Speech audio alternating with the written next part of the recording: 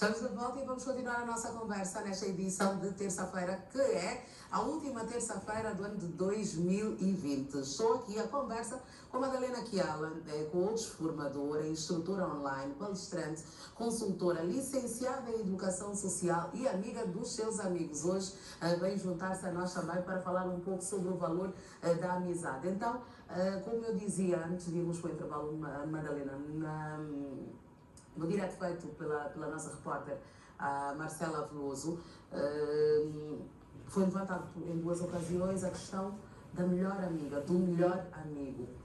E muitas vezes, isso já fazendo aqui uma parte, quando digo, não, melhor amigo, mas o teu melhor amigo não é o fulano, a tua melhor amiga não é a cicrana.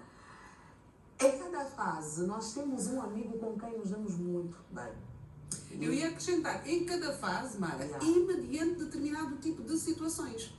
Esta questão do rótulo, do melhor amigo, da melhor amiga, da melhor mãe, do melhor pai, do melhor, nem sempre é ajustado do meu ponto de vista, porque eu, se tiver que dizer, eu tenho 3 grandes amigas, 3 melhores amigas. Sim. Então, não é uma, e elas sabem. Pressupõe-se que assim seja. Não é?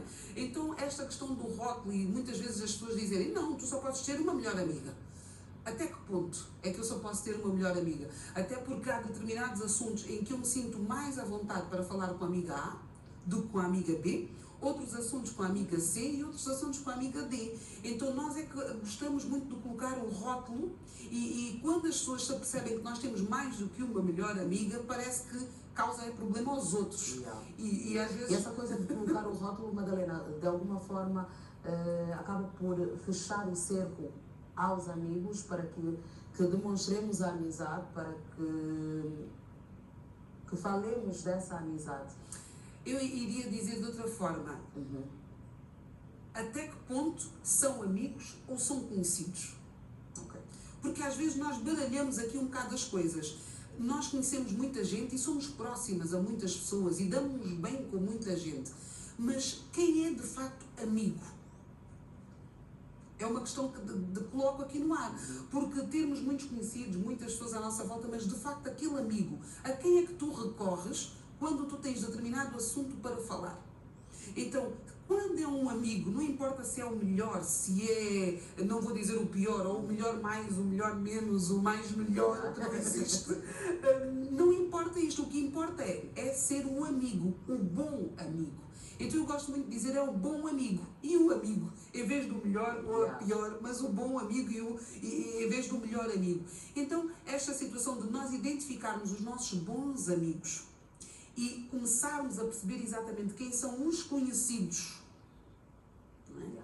E fazermos essa distinção, porque há coisas que nós não falamos com as milhentas pessoas que nós conhecemos, porque não nos sentimos próximas ao ponto de nos abrirmos perante aquela pessoa. Mas a um bom amigo, nós ficamos horas e horas e falamos de tudo e às vezes nem precisamos de falar, ele nota.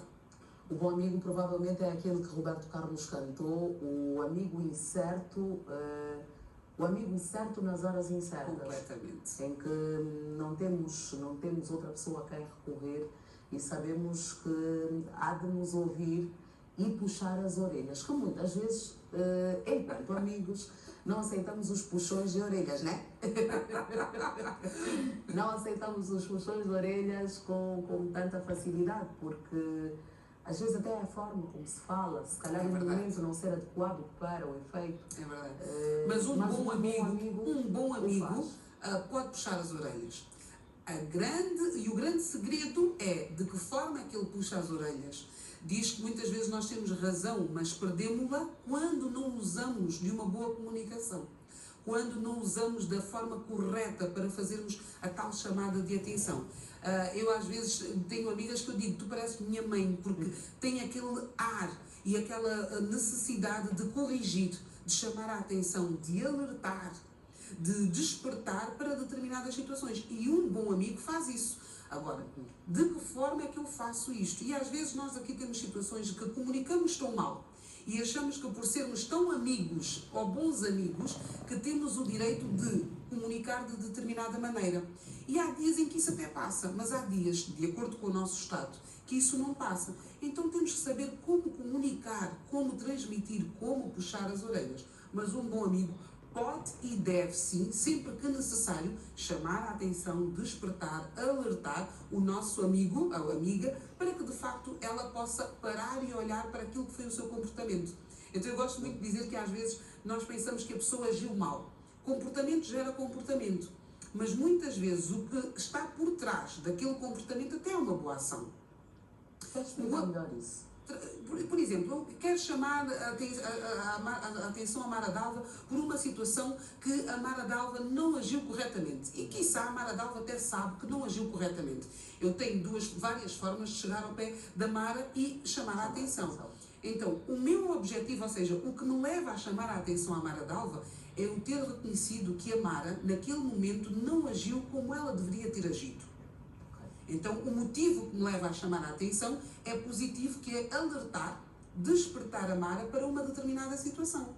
E eu posso fazê-lo isto de várias formas. Ou ser extremamente agressiva com a Mara, comunicar de voz alta, de forma muito agressiva, musculada, e ter esta minha reação de forma muito musculada, não só física como verbalmente, e atenção, não é atentar contra o outro, a integridade física do outro, mas de forma muito musculada em termos verbal e de postura.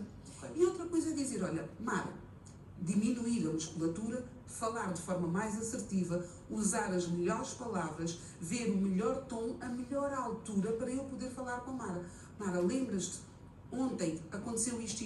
O que é que te parece? Não poderias ter feito desta e daquela forma? É completamente diferente. A forma como nós falamos pode adoçar a amizade ou salgar de vez. Completamente. Salgar de vez a amizade. E há muitas amizades. As discussões. Há muitas amizades que depois quebram-se e são amizades sólidas. Só que ou a pessoa que recebeu a forma como a comunicação nem estava também bem e eu não tive a sabedoria de perceber como é que a Mara estava, para perceber na verdadeira amizade que nós temos se era o momento certo para eu falar contigo sobre determinado assunto. Se era o momento oportuno para eu chamar-te a atenção, alertar-te, despertar-te sobre aquela situação. Um bom amigo pode ter este cuidado e perceber isto. Mas depois, se eu vou agir de forma incorreta, há discussão. E se depois de uma discussão, e é importante aqui nós passarmos a mensagem que discutir é positivo, não está. Olha, pão-nos cada dia para algumas amigas, não é? Discutir, a discussão atrás de discussão, mas a amizade continua ali. Exatamente, porque eu gosto muito de dizer que é no conflito que nós conseguimos descobrir outro tipo de coisas e de situações. Então, um conflito, às vezes até é muito saudável, porque poderá aproximar-nos mais. Em que momentos?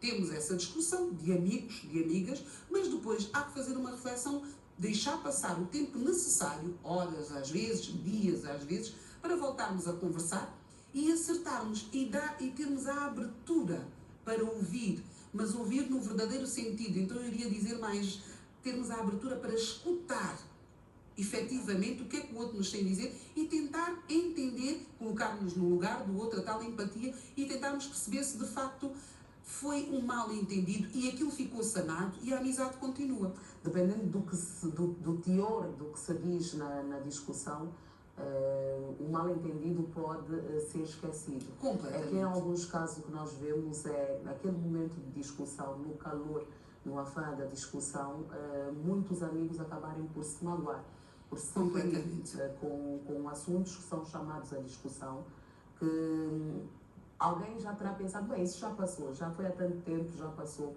E naquele momento de ira, usar-se isso para ferir, para lembrar ao outro, tu me magoaste no dia X, quando te comportaste da forma Y, e então eu nunca me esqueci. Isso é das piores coisas, Mara.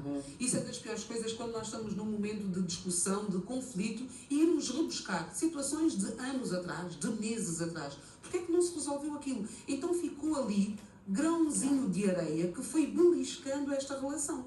Então, até que ponto é de facto uma boa relação ou uma relação saudável? Não é? Então, temos que ter muito cuidado com isto. E aí, vamos entrar naquela questão das relações ou das amizades tóxicas. Quer falar das amizades tóxicas aqui a um bocado, porque elas existem e é preciso que nós as detectemos. Exatamente. Porque, como se disse no início, ou teremos falado ainda fora do ar, essa toxicidade das amizades, às vezes não é só das amizades com quem não temos laços familiares, às vezes são as amizades com quem partilhamos o sangue. Completamente. Então vamos falar sobre isso, as amizades tóxicas também, daqui a bocado. Quando voltarmos da Willa, conhece a Willa? Conheço.